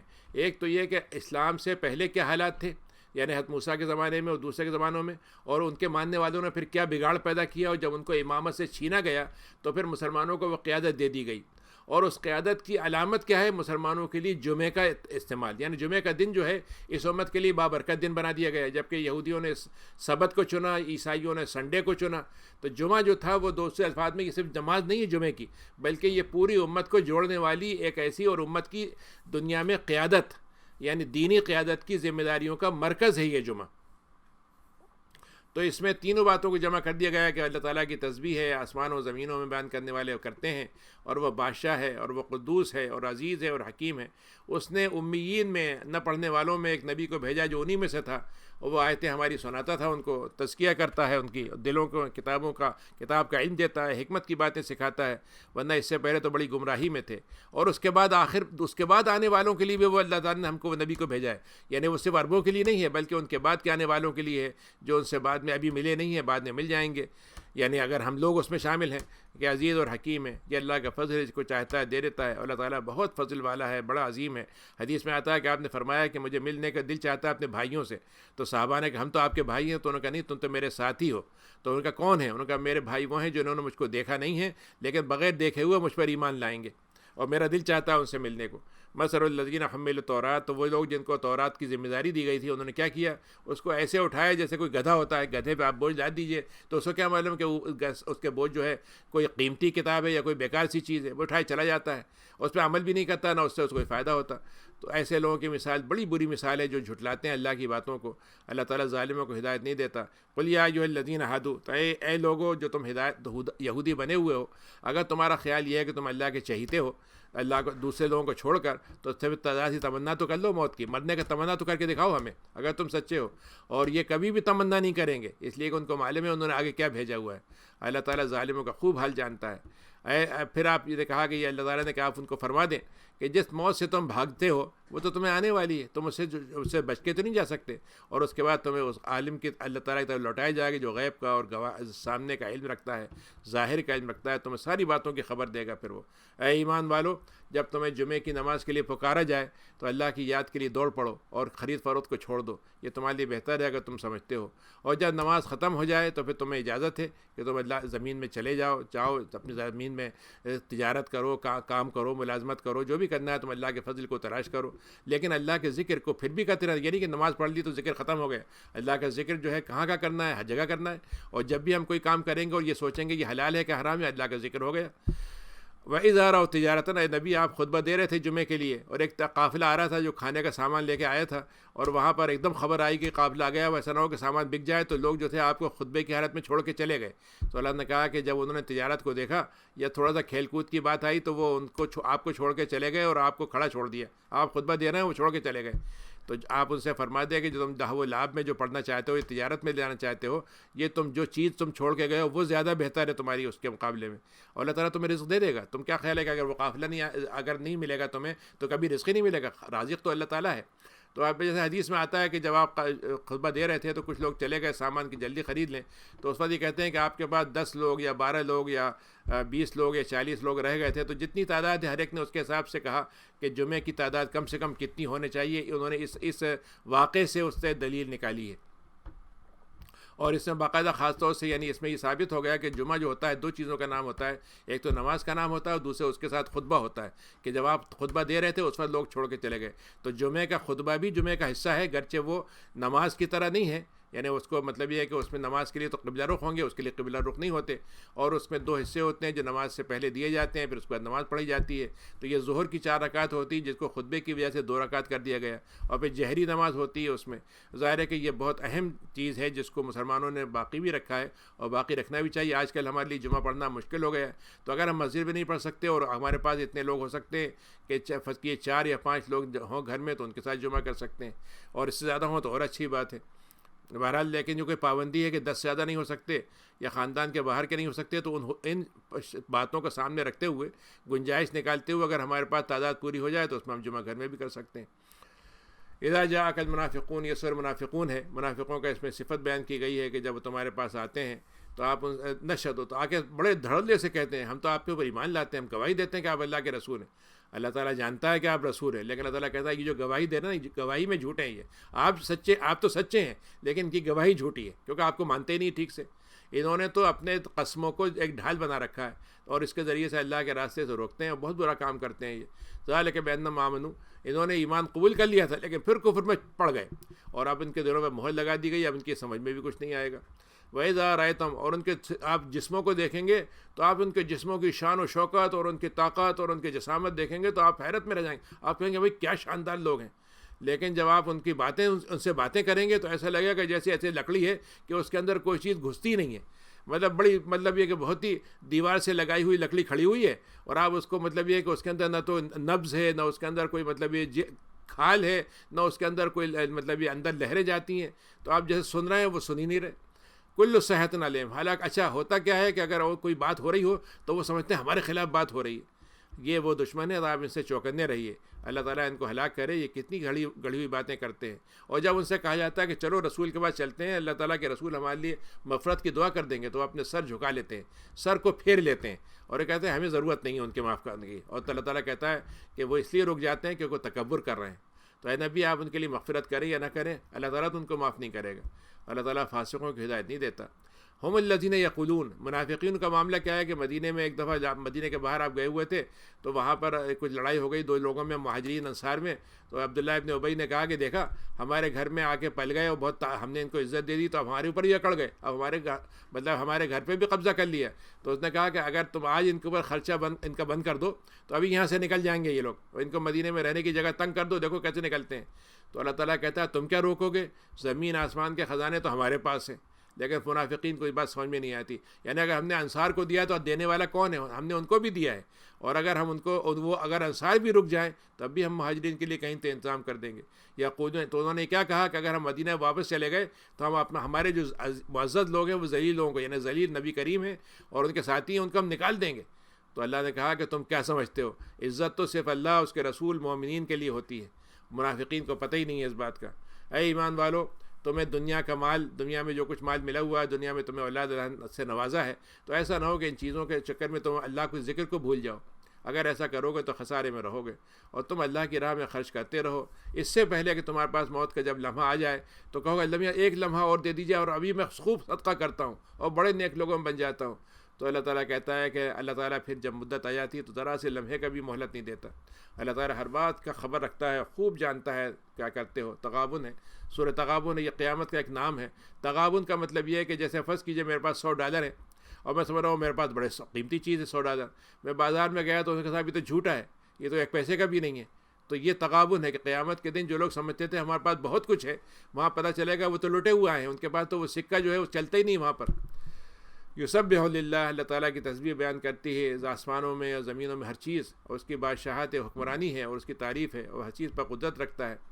اس نے تم کو پیدا کیا۔ اب تم میں سے کچھ لوگ ہیں کافر رہنا پسند کرتے ہیں، اور کچھ وہ ہیں جو ایمان کو اختیار کر لیتے ہیں، مومن بن جاتے ہیں۔ اللہ تعالیٰ تمہارے عمل سے خوب آگاہ ہے۔ اس نے زمین آسمان کو حق کے ساتھ پیدا کیا ہے، تمہاری بہترین صورتوں سے تم کو نوازا ہے، اور تمہارے لیے انجام جو ہے واپسی کا ہمارے پاس ہی ہے۔ زمین آسمان کی ہر چیز کو وہ جانتا ہے، تم چھپا کے کرو کھل کے کرو، سب جانتا ہے، دلوں کا حال جانتا ہے۔ علم جاتکم نبأ الذین، آئے لوگوں تمہارے پاس ان کافروں کا حال نہیں آیا، خبر نہیں آئی جو اس سے پہلے ان کے قصے تمہیں نہیں معلوم ہوئے، جو پہلے گزر چکے ہیں۔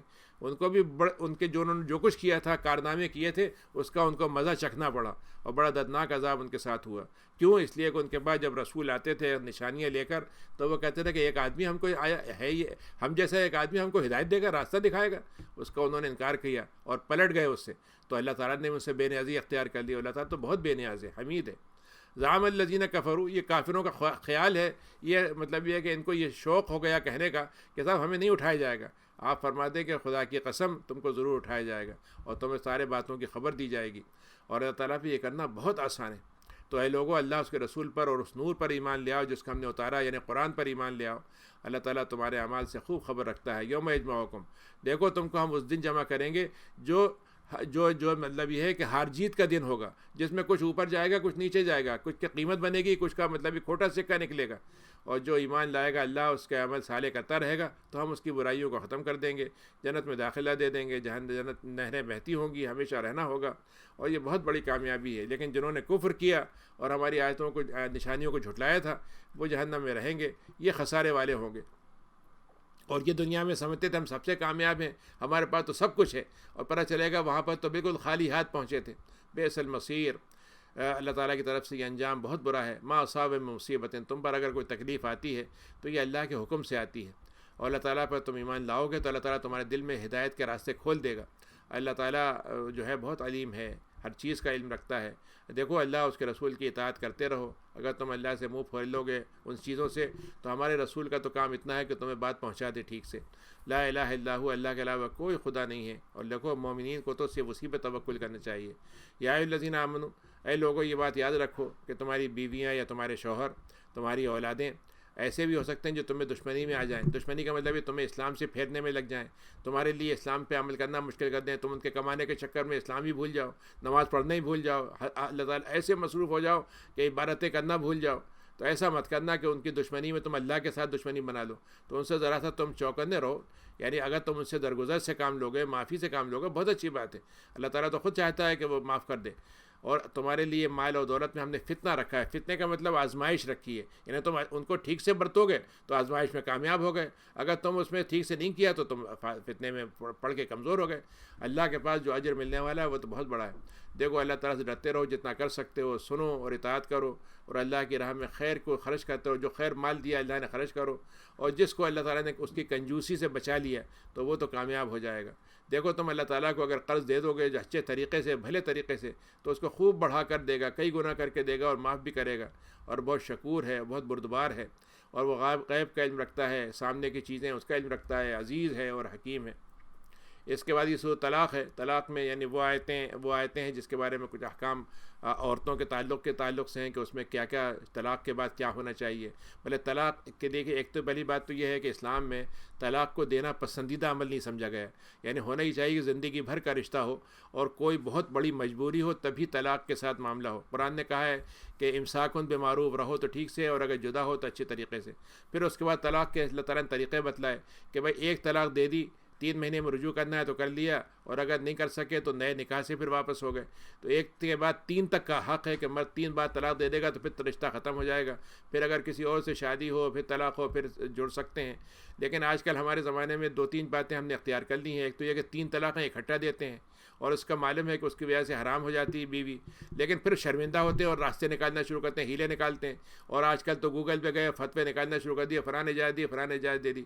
بھئی بات یہ ہے کہ اللہ تعالیٰ مردوں کو جو طلاق کا اجازت دی ہے وہ صرف اس لیے دی ہے کہ مرد کے اندر صبر زیادہ ہوتا ہے, برداشت زیادہ ہوتا ہے, اس کو فیصلے کرنے کی صلاحیت ہوتی ہے.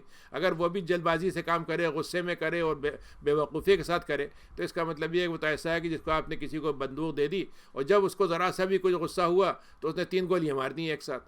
تو اللہ تعالیٰ تو اس بات کو پسند نہیں کرتا. لیکن بہرحال اس طلاق ہو جاتی ہے تو عورت کے ذمے ہے کہ وہ 3 مہینے پیریڈ کے عدت میں گزارے. اگر حمل ہے تو حمل کے ڈیلیوری تک وہ طلاق کی عدت کی حالت میں رہے گی, اس کے بعد دوسرے سے شادی کر سکتی ہے. یہ سب چیزیں اسلام نے بڑی اہمیت کے ساتھ بتائی ہیں تاکہ یہ رشتہ جو ہے صحیح طریقے سے قائم رہے.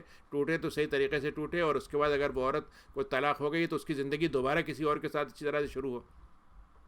تو اے نبی, اگر تم طلاق دیتے ہو, تم کا مطلب یہ نبی کو مخاطب کیا, لیکن ظاہر مخاطب مسلمان ہے. کہ مسلمانوں اگر ہم نبی کے ذریعے سے تم کو یہ بات پہنچا رہے ہیں کہ تم اگر اپنی بیوی کو طلاق دیتے ہو تو ایسی طلاق دو جس سے وہ عدت گزار سکیں اور ان کی عدت کو شمار کر لو. یعنی اس کا مطلب یہ ہے کہ اب ایک آدمی ہے, ایک دفعہ طلاق دے دی, اب اس کے بعد اس نے کیا کیا, 3 مہینے کے اندر رجوع کر لیا, پھر طلاق دے دی اور اس طریقے سے ٹالتا رہے تاکہ 3-4 سال تک اس کو بھٹکاتا رہے, پریشان کرتا رہے.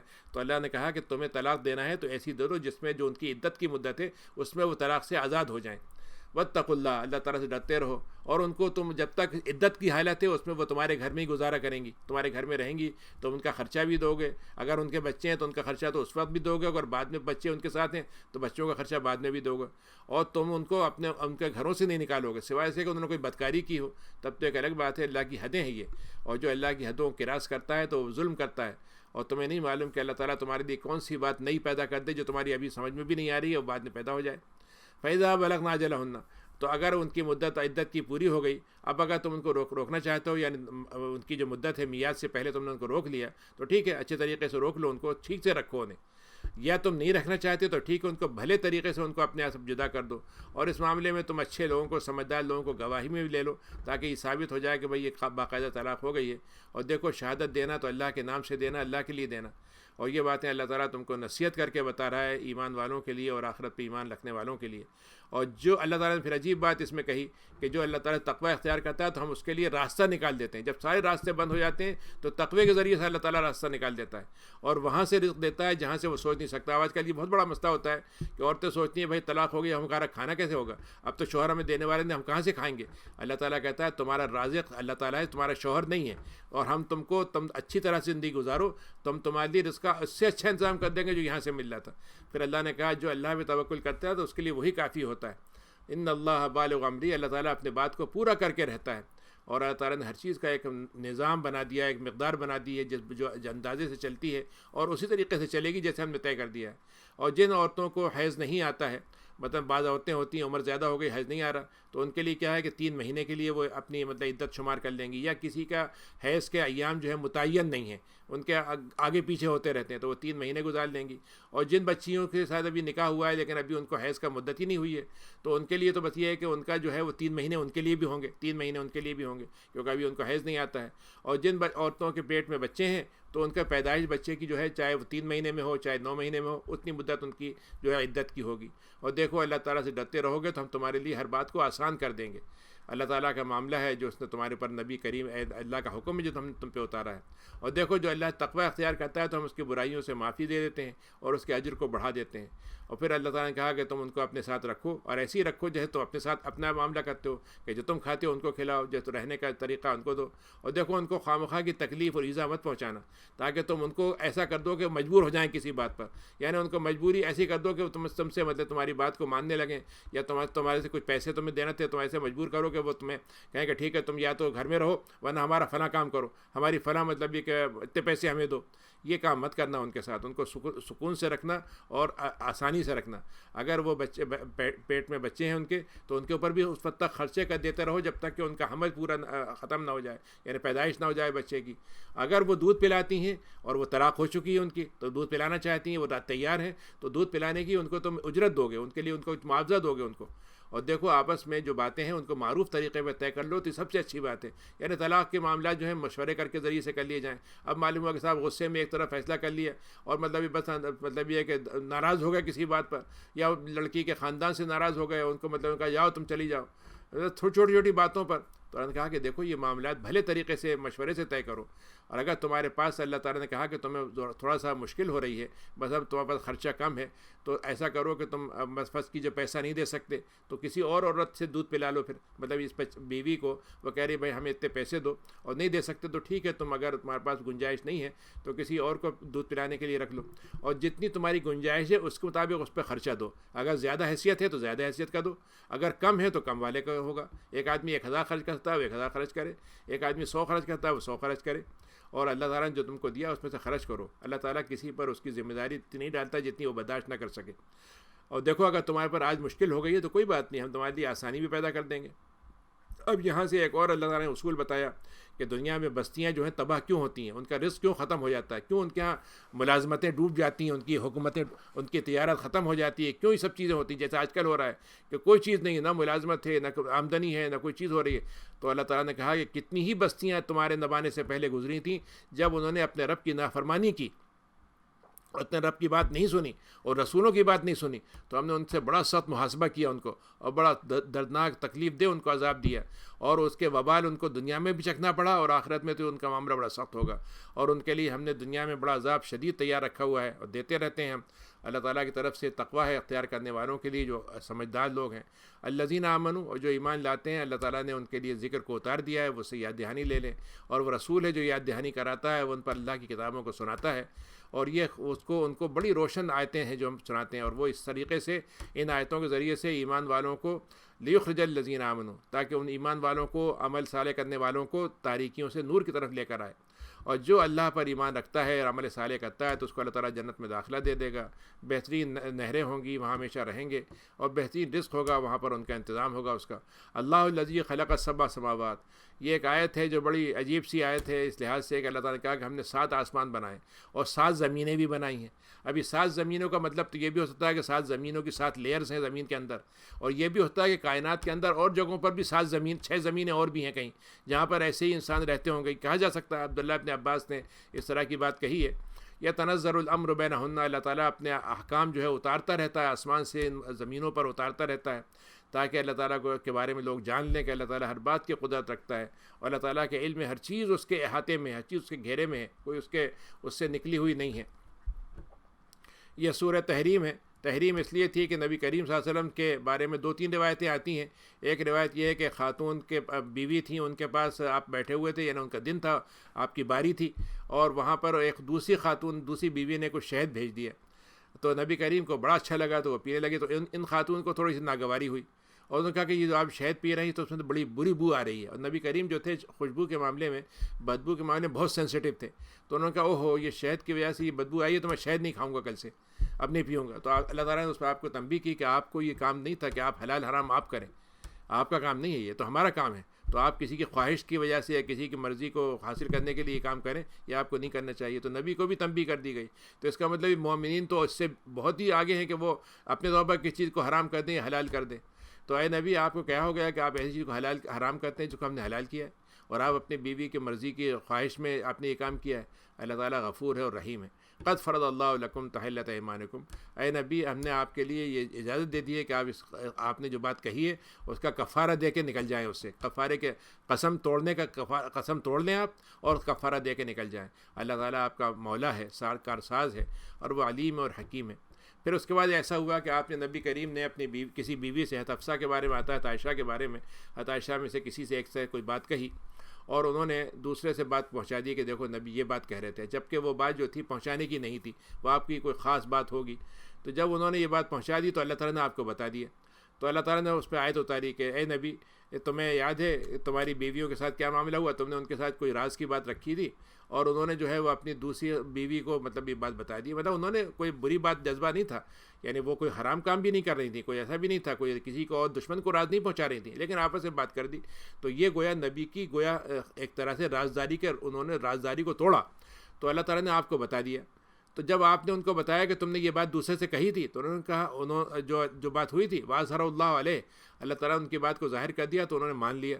اور بعض باتیں تو مطلب اللہ تعالیٰ رفع بعدہ وعدہ عن بعد، اللہ تعالیٰ نے ساری بات بتا دی، تو نبی کریم نے کچھ بات تو ان کے سے کہی اور کچھ بات نہیں کہی ان سے.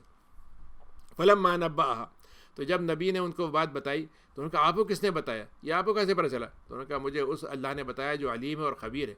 پھر اللہ نے کہا کہ تم دونوں اگر توبہ کر لیتی ہو تو اللہ تعالیٰ تمہاری باتوں دلوں کے حال کو جانتا ہے، تمہارے دلوں کو اللہ تعالیٰ ورنہ تمہارے دل کج ہو جائیں گے، ٹیڑھے ہو جائیں گے. اور اگر تم ہمارے مقابلے میں اللہ کے مقابلے میں اپنے تمہارا اپنا وہ بنا لیتی ہو، گٹ بنا لیتی ہو اپنا، تو مطلب یہ کہ جماعت بنا لیتی ہو، تم اپنا مطلب یہ ایک دوسرے کے خلاف مطلب یہ کہ جمع ہو جاتی ہو، تو اللہ تعالیٰ کا میرا ولی ہے، اللہ تعالیٰ ولی ہے نبی کا، اور جبریل ولی ہے، اور اچھے مومنین اللہ کے ولی ہوں گے. فإن اللہ و مولا والملائکۃ بعد ذلک ظہیر، اور سارے فرشتے جو ہیں رسول کے ساتھی ہوں گے. اور تو اللہ تعالیٰ نے نبی کریم نے گویا ایک خبر دی بیویوں کو کہ دیکھو اگر تم نبی کے ساتھ معاملہ ٹھیک رکھو گی اور ایسی باتوں کا خیال رکھو گی جو تمہیں راز رکھنا چاہیے، تو ایسا نہیں ہو تو اللہ تعالیٰ کہ نبی تم کو طلاق دے سکتے ہیں. تو اے نبی اگر ایسا ہو جائے اور آپ طلاق دینا چاہیں تو ہمیں بالکل اجازت ہے کہ آپ ان بیویوں کو ہٹا کر دوسری بیوی کو کر لیں، اور ایسی ہوں جو مسلمان ہوں، مومن ہوں، اور اللہ تعالیٰ کے ساتھ جھکنے والی ہوں، توبہ کرنے والی ہوں، وہ بیویاں عبادت کرنے والی ہوں، روزے دار ہوں، چاہے وہ غیر شادی شدہ ہوں یا غیر شادی شدہ ہوں.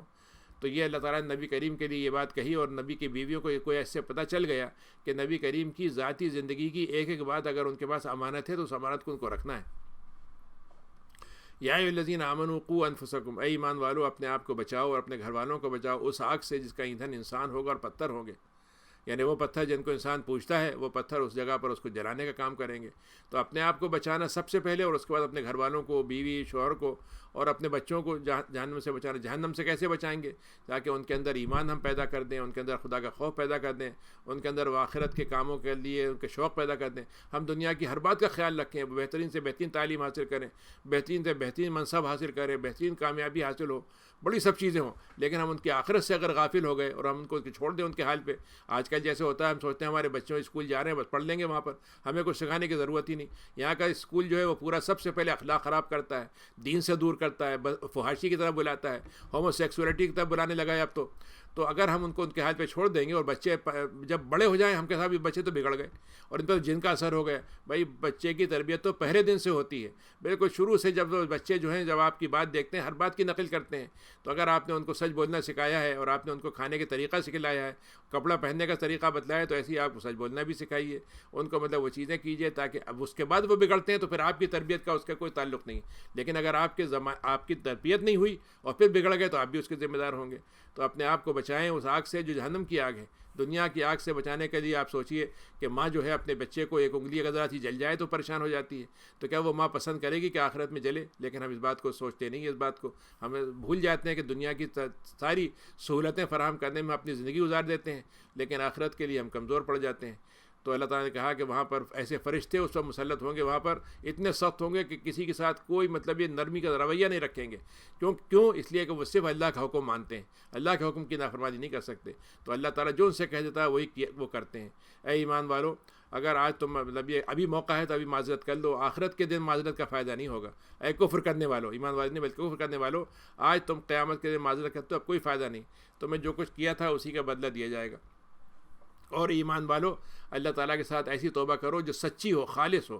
یعنی ایسی نہیں ہوتا کہ توبہ کر کے نکل گئے، تھوڑی بار پھر ویسی کرنے لگے اور مطلب یہ ایک طرح سے وہ کر لیا، بلکہ یہ کہ واقعی دل سے یہ ہو کہ عزم کر کے ہو کہ میں نہیں کروں گا. ہو سکتا ہے اس کے بعد پھر توبہ ٹوٹ جائے، کوئی حرج نہیں ہے، توبہ پھر سے کر لینا چاہیے، بار بار کرنا چاہیے، لیکن پہلے سے ارادہ ہو کہ ہم توبہ توڑ دیں گے، یہ نہیں ہونا چاہیے. اگر آدمی سوچ لے کہ صاحب روزے میں تو ہم نے بہت سی پابندیاں کر لیں، جیسے روزہ ختم ہوگا ہم فلاں کام پھر سے شروع کر دیں گے، تو یہ توبۃ نصوح نہیں ہوگی، یعنی خیر خواہی والی اور اچھائی والی توبہ نہیں ہوگی.